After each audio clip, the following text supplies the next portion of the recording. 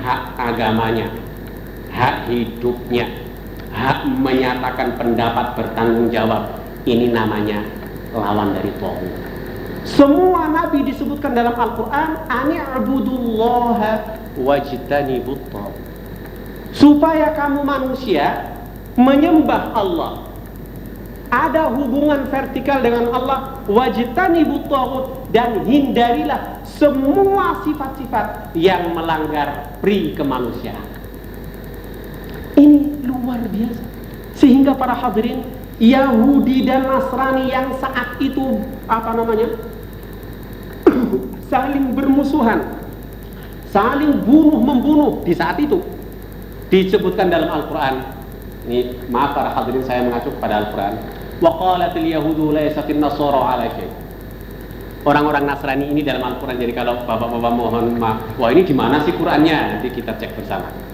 Wa qalatil yahudu laysatin nasara ala syai'. Orang-orang Yahudi merasa benar sendiri, merasa selamat sendiri.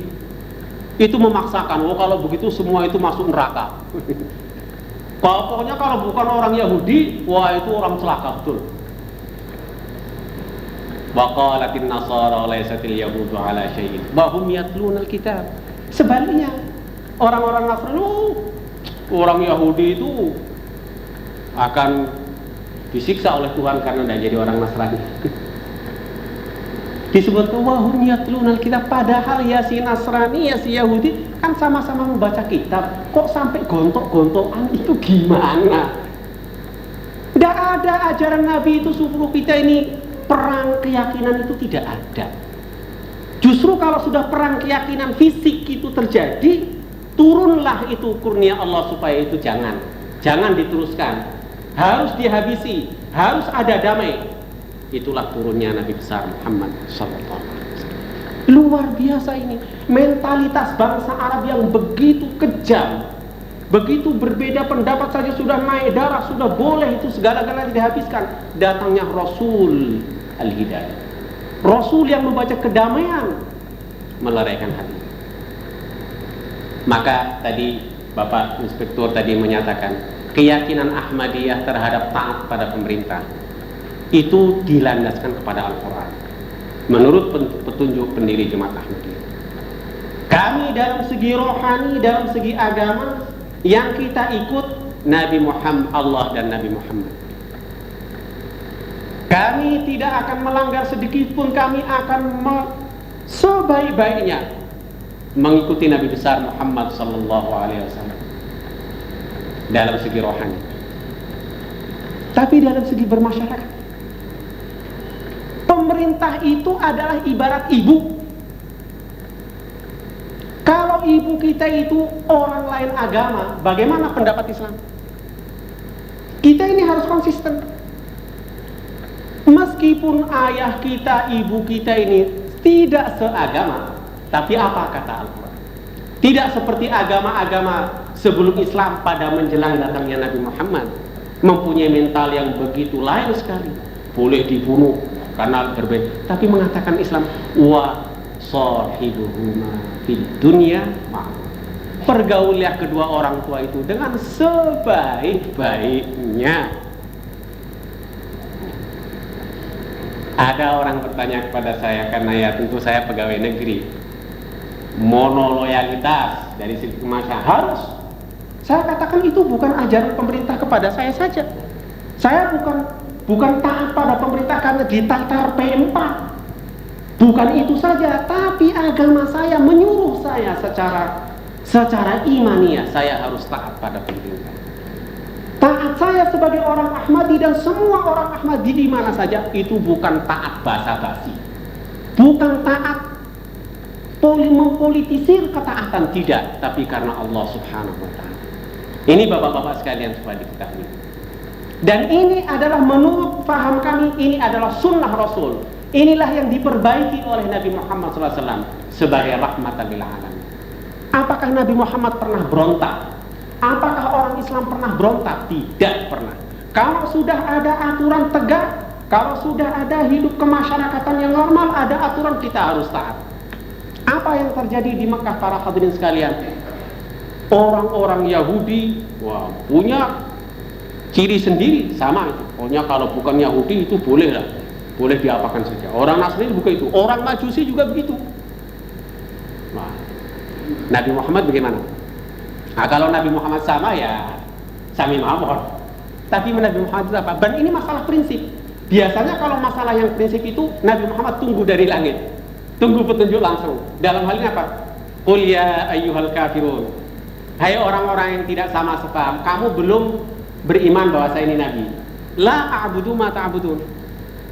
La a'budu, aku ini dari segi agama tidak akan menyembah sesembahan. Karena soal keyakinan tidak bisa dipaksakan. Ini konsisten. Wala antum a'abiduna ma a'bud. Saya juga tidak akan memaksa Anda kalau memang belum yakin untuk menyembah Tuhan seperti saya. Wah, ini luar biasa. Saya baca itu piagam hak-hak asasi manusia menurut PBB tahun 45 dan 48. Itu luar biasa. Itu adalah upaya manusia karena apa?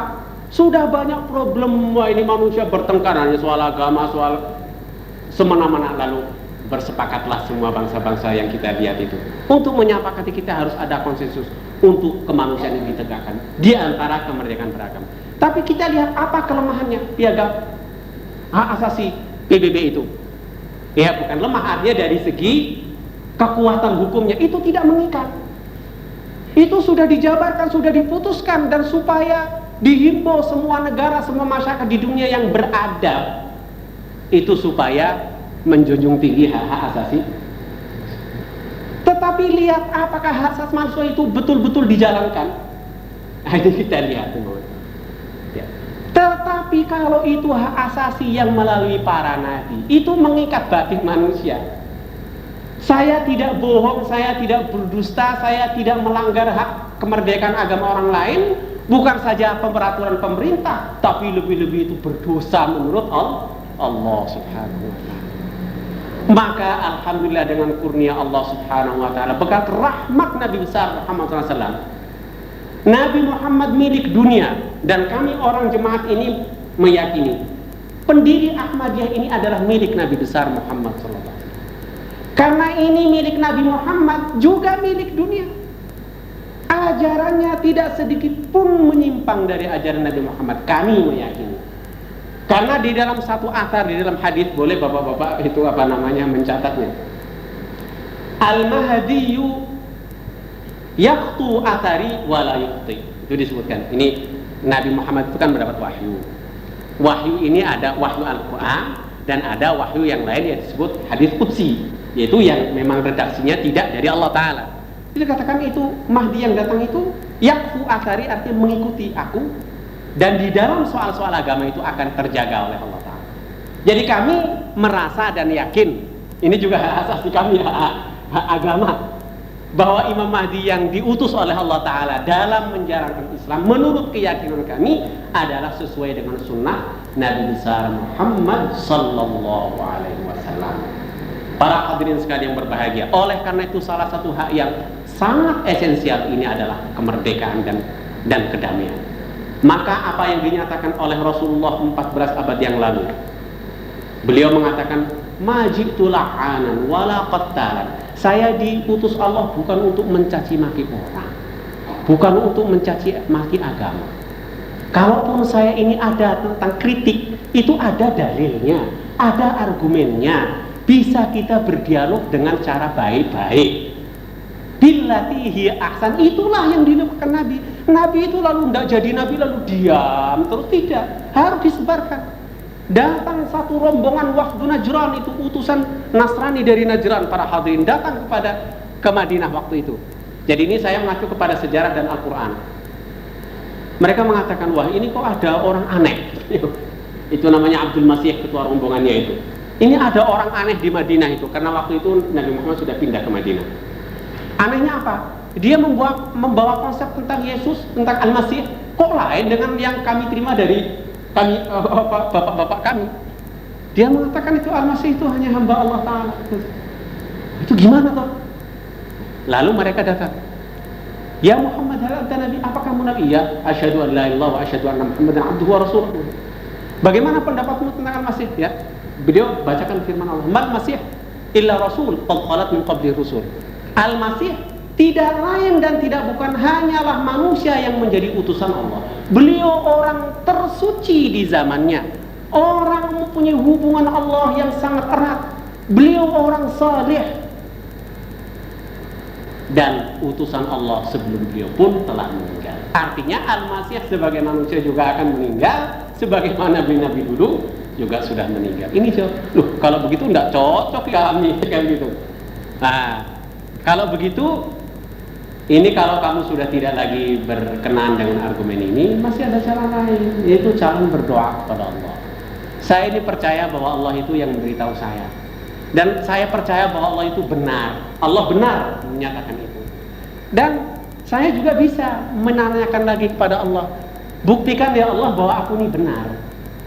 Dan kalau kalian itu merasa penafsir itu benar, mari kita kepada Allah. Itu yang di dalam istilah agama itu disebut mubahalah. Mubahalah itu dua pihak itu saling memohon kepada Allah dikala nalar ini, argumen ini sudah tidak bisa lagi menyelesaikan pendapat. Jadi itu cara manusiawi, sama-sama berdoalah kepada Allah Ta'ala. Apa yang disebutkan ini adalah ayat faqul ta'alau nad'u abna'ana wa abna'akum wa nisa'ana fanabtahil faraj. Siapa nanti yang tidak benar, itu akan lihat akibatnya dari Allah Ta'ala.